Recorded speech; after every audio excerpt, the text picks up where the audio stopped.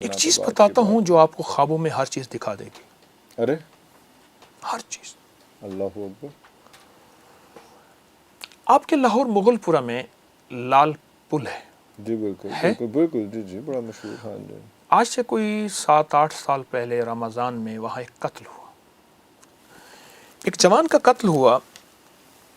وہ ہمارے ایک مخلص ہیں، شاہ جی ہیں، ریلوے میں ملازم ہیں. کہنے کہ دفتر میں تذکرہ ہو رہا تھا کہ نوجوان تھا، قتل ہو گیا، قاتل کا پتہ نہیں. ان کی نسبت تسبیح خانے سے تھی، ابکری سے تھی. کہنے لگے میں بتاتا ہوں، قاتل خود آ کے بتائے گا مجھے کس نے قتل کیا. کوئی مسئلہ ہی نہیں. قاتل خود آ کے بتائے گا مجھے ہاں قتل کس نے مجھے کیا. کس نے قتل کیا. اور یہ میرے پاس ایک نہیں بے شمار واقعات ہیں. ارے اللہ اکبر. عمل بتاتا ہوں کیونکہ اس میں میری ذات کا کمال نہیں، اللہ کے کلام اللہ کا کے کمال کلام ہے. کا کمال. بالکل. تو اس لیے میں چیلنج اگر کر رہا ہوں کہ ایسا ہوگا تو اس میں میری ذات کا کوئی ذات. کمال نہیں. میں اللہ کے نام کے سامنے زیرو ہوں. حضرت خواجہ حسن بصری رحمۃ اللہ علیہ کی روایت ہے، اور یہ روایت مختلف کتابوں میں ہے. اور ایک کتاب ہے فضائل درود شریف، شیخ الحدیث مولانا ذکریہ رحمۃ اللہ علیہ، ان کی کتاب میں بھی میں نے دانستہ حوالہ دیا ہے، اور بھی بے شمار کتابوں جی میں. جی جی. کہ فرمایا کہ جو بندہ چاہتا ہے کہ اپنی کسی میت مرحوم، اپنی کسی پیارے بعد از وصال اس سے ملاقات ہو، تو 4 رکعت نماز نفل پڑھے سوتے وقت.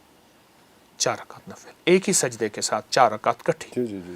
اور ہر رکعت میں سورۃ فاتحہ کے بعد صرف ایک بار سورۃ الہاکم التکاثر. بالکل آسان، صرف ایک بار سورۃ الہاکم التکاثر یہ تو اکثر لوگ پڑھتے ہیں. ہاں جی جی. ویسے جی بھی اس میں پڑھتے ہوئے پڑھ کے یہ 4 رکعت نماز نفل سو جائیں درود پاک پڑھتے پڑھتے، اور اپنے اس مرحوم کی نیت کرتے ہوئے جس سے آپ ملاقات چاہتے. کسی کو جلدی، کسی کو دیر میں، جتنی توجہ کتنا دھیان ہوگا اتنا فوراً اس سے ملاقات ہوگی. کہنے لگے میں نے یہ عمل بتا دیا. سن لیا. گئے. ان کی کچھ خواتین نے پڑھنا شروع کیا. ایک کے خواب میں آئے. بعض اوقات چند دن لگ جاتے ہیں، بعض اوقات کچھ زیادہ دن بھی لگ جاتے ہیں. عمل چھوڑنا نہیں چاہیے. بالکل بالکل. کہ فلاں نے پکڑا تھا، یہ اوزار قتل ہیں، یہ ہیں، اس نام کا بندہ ہے، وہ فلاں جگہ دبائے ہوئے ہیں، اس نے مجھے قتل یوں کیا تھا. حتیٰ کہ وہ سارا نظام سامنے آ گیا. پورا اس نے قتل کا پیٹرن بتا دیا، کیسے کیسے کہاں کس وقت کس اوزار کے ساتھ کیا ہوا. یہ عمل بہت زبردست عمل ہے اگر آپ یہ دیکھنا چاہتے ہیں.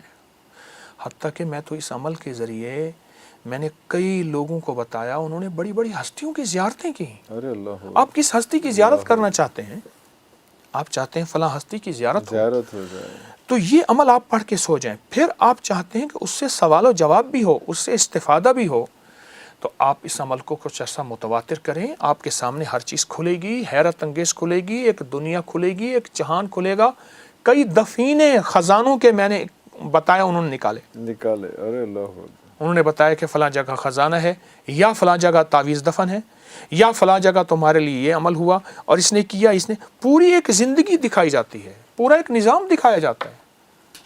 اچھا، جس ابھی پہلے کپڑے کا ذکر ہوا کہ جسم پہ کوئی پہنا ہوا کوئی کپڑا اس کے لیے حسد کے لیے، تو یہ کپڑے کے اوپر بھی تو جادو کیا جاتا ہے. یہ بھی ہوتا ہے کہ کپڑے کرتے کے اوپر یا اس میں، وہ بھی بہت ایک نارمل سمجھا جاتا ہے.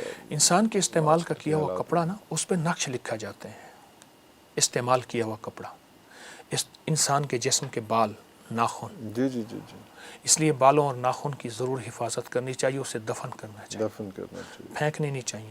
حتیٰ کہ یہاں تک کہ آپ کے بال اور ناخن جو ہیں وہ جنات بھی چرا کے لے جاتے ہیں. ارے جنات کا جادو انسانوں سے زیادہ سخت، جنات کی نظر بد انسانوں سے زیادہ سخت. من الجنت والناس، اللہ نے پہلے جنات کا تذکرہ کیا ہے، پھر انسانوں کا تذکرہ کیا ہے.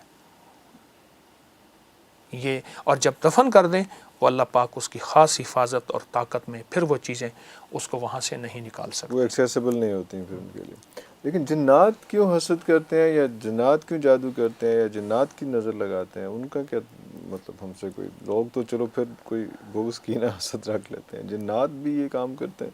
اس نے کہا تو کون کہہ رہا میں خام خواہ. لیکن میری عرض یہ ہے، جنات کا حسد تو پہلے دن سے ہے. وہ مخلوق پہلے ہیں، آپ بات کے انسان. ارے اور انہوں نے کہا کہ یا اللہ ان کو کیوں پیدا کر رہے ہیں؟ جنات کا حسد تو پرانا ہے اور قیامت تک رہے گا. دیکھیے، جس طرح ہمارے ہاں شریر بھی ہیں، شریف بھی ہیں.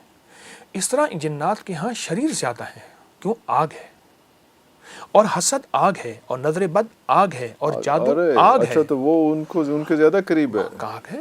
اچھا جنات اپنے اوپر بھی بہت زیادہ جادو کرتے ہیں، آپس میں ان کی بہت زیادہ ہوتی ہیں. چونکہ جن میرے تابع نہیں، میں نہ جنات کا آقا ہوں، میں ایک عام سا انسان ہوں، لیکن یہ روایات میں ہے، یہ مشاہدات میں ہے، یہ تجربات میں ہے. لیکن جن کہا تو جاتا ہے کہ جنوں سے دوستی کی جا سکتی ہے، تو کی جا سکتی ہے کہ آپ نے نہیں کی ویسے؟ نہیں میرے پاس لیکن کی جا سکتی ہے. ہاں کرنے والوں کے پاس جن تابع ہیں، تابع نہیں تو ورنہ دوست ہیں. جنات بہت زیادہ میں نے سنا ہے، میں نے واقعات دیکھے ہیں، میری زندگی اسی شعبے میں ہی ساری، جی بالکل، اس لیے میں بچپن آپ سے پوچھ بچپن رہا یہی ہوں. گزرا. ہاں لیکن میں اس لیے آپ سے پوچھوں کہ جنات سے دوستی بڑا کامن ہے، یہ ہو ہاں سکتی ہے. لیکن دوستی نظر بھی نقصان دہ آتے ہیں. نہیں ہے، پھر نظر بھی آتے ہیں. تابع کرنا نقصان دہ. آپ اچھا خاصا انسان کو غلام بنا لیں تو وہ بھی پسند نہیں کرتا. جنات کیسے پسند کرتا ہے؟ اور جو جن کو تابع کرتے ہیں ان کی نسلوں سے انتقام لیتے ہیں، ان کی عمریں بڑی ہوتی ہیں. لیکن اس وقت ٹیمپرری وہ فائدہ اٹھا لیتے تو ہیں. ظاہر ہے وہ انسان ہے، اس نے عمل کیا ہوا ہے، اس کو جکڑا ہوا ہے عمل میں، تو عمل میں جکڑا ہوا ہے تو وہ تو کچھ نہیں کر سکے گا. تابع سے مراد ایک قسم کا غلام بنایا ہوتا ہے، تو وہ کیونکہ وہ اس حصار سے باہر نہیں نکل پاتا، یہ دوست نہیں ہو سکتا. دوست ہو جائے تو اس سے بڑا کوئی دوست ہی نہیں ہے. دوست بھی ہو جاتا ہے. اب میں بتاؤں، شاہ عبد القدوس گنگوہی رحمۃ اللہ علیہ کا مزار بہت بڑا مزار ہے انڈیا میں، گنگوہا میں. گنگوہا، جی بالکل ٹھیک ہے. صدیوں پرانا مزار ہے. حضرت شیخ بیٹھے تھے تو ایک ہانڈی کا عمل ہوتا ہے جادو میں، اور جادو کے لفظ میں جا کے جادو، جادو. ہمیشہ جادو میں شریر جنات جا کے وہ عمل اس بندے پہ وار ڈالتے ہیں. جادو ہمیشہ شریر جنات کے ذریعے ہی ہو سکتا ہے. ہاں ہوتا ہے، ہو سکتا ہے. تو اوپر نا رات کو بیٹھے تھے تو اوپر وہ کوئی ایک روشنی جا رہی تھی، تو مریدین نے پوچھا، مرشد تھے، کامل مرشد تھے، حضرت یہ کیا ہے؟ فرمایا کسی کے اوپر جادو کا وار جا رہا ہے. حضرت اللہ نے آپ کو روحانی طاقت دی ہے، اس کو اتارے. حضرت نے اللہ کا نام لیا، اللہ کے امر سے وہ نیچے اترا. تو اس سے پوچھا کون؟ اس نے کہا میں فلاں فلاں جن ہوں، اور ہم فلاں فلاں بندے کے اوپر ایک ہانڈی ہے، اس کے اوپر عمل کیا ہوا ہے، یہ جا کے ٹوٹے گی، اس کا گھر، اس کا جسم، ہر چیز برباد، اس کا جیسے کہتے ہیں ککھ نہیں رہے گا، تنکا نہیں رہے گا، ذرہ نہیں رہے گا، برباد ہو جائے گا. اپنے روحانی علم سے دیکھا تو وہ ظالم جادوگر تھا، اور پیسے لے کے، اور جس پہ وار ہو رہا تھا وہ نہایت مظلوم، بالکل یعنی اس معاملے میں اس کا دخل نہیں تھا، اس پہ ظلم ہو رہا تھا. آپ نے فرمایا ہانڈی پلٹ جا اور اسی پہ جا کے ٹوٹ جا. ارے وہ اٹھی اور وہی جنات بے بس ہو گئے. اب اس کا جادو وہاں ختم ہو گیا، یہ روحانی طاقت غالب آ گئی. یہ ڈومینیٹ کر گئی، یہ روحانی طاقت جو ہے وہ اس کے کالے جادو پہ. کالا جادو یا جو بھی. جی کالا جادو، کالا جادو، بلیک میجک. تو وہاں جا کے اس جادوگر پہ ٹوٹی اور اس کے ٹکڑے کر دیے. جال حق و زحق الباطل ان الباطل کان زہوقا. تو اس کے لیے حساب تو کتنے حصار بنائیں گے؟ اس کے لیے حصار کیسے بنائیں گے ہم کہ ہم پہ کوئی جادو کا؟ بلکہ پہلے میں وہ بات پوری کر لوں کہ تو جنات سے دوستی کا آپ نے نہیں بتایا نا. آپ دوست کرا بنا دیں دو چار، کیا فرق پڑتا ہے یہ بتا دیں. جب میری دوست بن جائیں گے پھر آپ کو بھی بنا دوں گا. کون سی مشکل ہے؟ دیکھیں اچھا. میں ابھی تک جنات کو دوست بنانے کی کوشش نہیں کی. ٹھیک ہے، خود بن جائیں. اور اس کی ریزنز ہیں. ہاں اگر آپ کے میرے خود جنات دوست بن جائیں گے تو عرفان صاحب ایک آدھ آپ کو دے دوں گا. پھر میرے پاس آئیں تو صحیح. نہیں لیکن آپ کو پتا تو ہوگا نا کہ کیسے جنات. دیکھیے جنات کو میں نے عرض کیا نا کہ لیکن میں مشکل عمل ہے. دوستی میری سنیے نا، دوستی آپ کیوں کرنا چاہتے ہیں؟ جو محنت آپ جنات کی دوستی کرنے پہ لگا رہے ہیں وہ جنات کے رب سے دوستی کرنے پہ لگا. ارے اللہ واہ واہ.